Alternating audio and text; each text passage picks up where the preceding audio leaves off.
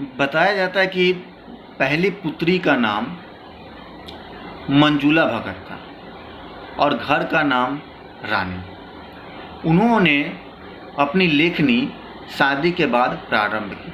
अपने पति के डर के कारण वो अपने नाम को छिपा कर रखती थी। और दूसरे नंबर पर खुद लेखिका आती है जिनका नाम मृदुला गर्ग और उनके घर का नाम उमा। वो भी अपनी लेखनी शादी के बाद शुरू करती है। और बताया जाता है कि उनके बारे में कहानियाँ क्या है कि बिहार के डालमिया नगर में जब वो गई थी तो वहाँ पर कुछ ऐसा परिवेश था कि जैसे औरत और मर्द जो है एक साथ बाहर घूम नहीं सकते हैं, एक साथ फिल्में नहीं देख सकते हैं, वगैरह वगैरह। बहुत पुरानी परंपरा थी। इन परंपराओं को लेखिका ने अपनी नाटक क्षमता के कारण परिवर्तित थी और वो नाटक सिखाने के दौरान ऐसे वहाँ के लोगों को विवश कर दी कि पराये मर्द के साथ पराई औरतें भी नाटक में पार्टिसिपेट करती थी, अर्थात भाग लेती थी। तो ये पहली घटना। दूसरी घटना कहाँ से होती है? दूसरी घटना कर्नाटक में होती है। जब वो कर्नाटक में जाती है तो वहाँ पर ऑलरेडी उनके 2 पुत्र हो जाते हैं लेखिका के।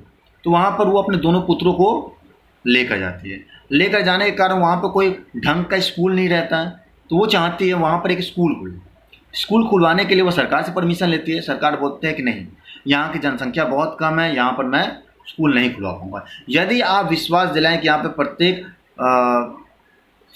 वर्ष में कम से कम 100 बच्चों की एडमिशन हो या फिर यह जो है स्कूल 100 वर्षों तक चले तभी मैं स्कूल खोलने की परमिशन दूंगा।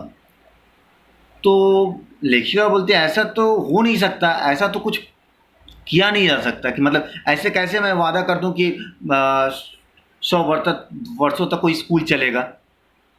तो वो क्या कि उसके बाद अपनी जिम्मेदारी के कारण हिंदी, अंग्रेजी और कन्नड़ 3 भाषाओं में वहाँ स्कूल में पढ़ाया और पढ़ाने के बाद धीरे धीरे उसी स्कूल को मान्यता प्राप्त हो। ठीक है। उसके बाद तीसरे नंबर पे जो आती है उसका नाम चित्रा रहता है। उसके घर का नाम गौरी। ठीक है। वो लिखना वगैरह नहीं करती। ठीक है।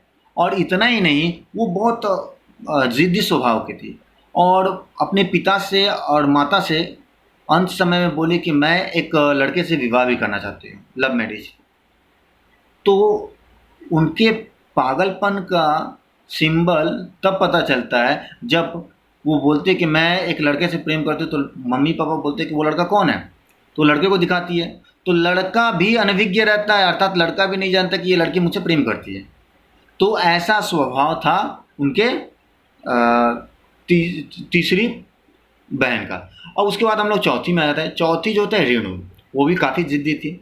वो किसी भी चीज़ को तर्क के अनुसार देखती थी। वो बिना तर्क के कुछ भी, वो बोलते थे पढ़ना क्यों ज़रूरी है, अपने पापा से पूछती थी।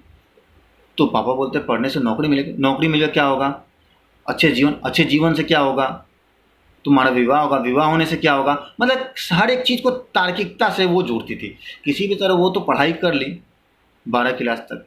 जब ग्रेजुएशन मतलब बीए का एग्ज़ाम जब समीप आया तो वो एग्ज़ाम नहीं देना चाहते थे। तो उसके पिता बोले कि एग्ज़ाम दे दो।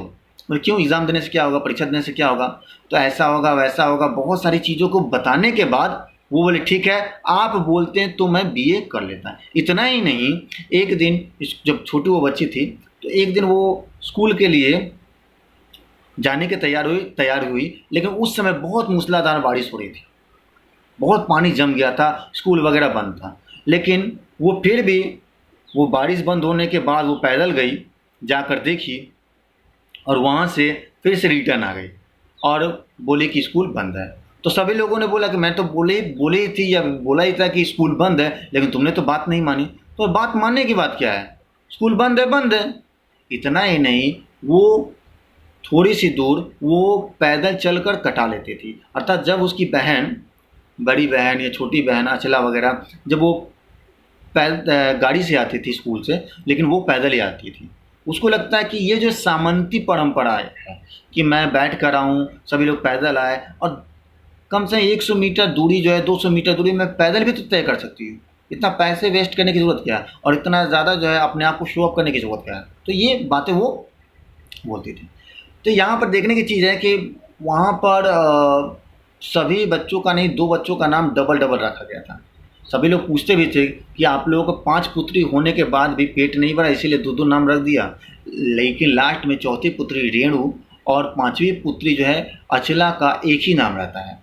और अचला जो है 5वीं पुत्री होती है, वो अर्थशास्त्र में पहले पढ़ाई करती है, फिर पत्रकारिता में पढ़ाई करती है, फिर वो भी लिखना प्रारंभ करती है, लेकिन वो हिंदी में नहीं लिखती है, वो अंग्रेज़ी में लिखती है। और करीबन 30 साल के बाद वो लिखना शुरू करती है, प्रारंभ करती है। और अंतिम जो होता है छठवां जो होता है, मतलब 6 नंबर पे पुत्र रहता है राजीव, जो हिंदी में ही लिखता है और बताता है कि हिंदी भी हमारी मातृभाषा है और उसमें लिखना जो है कोई इंसल्ट की बात नहीं है। तो आशा करता हूँ यह मेरे संग की औरतें का समरी सारांश आप लोगों को समझ में से आया होगा। तो मैं धन्यवाद।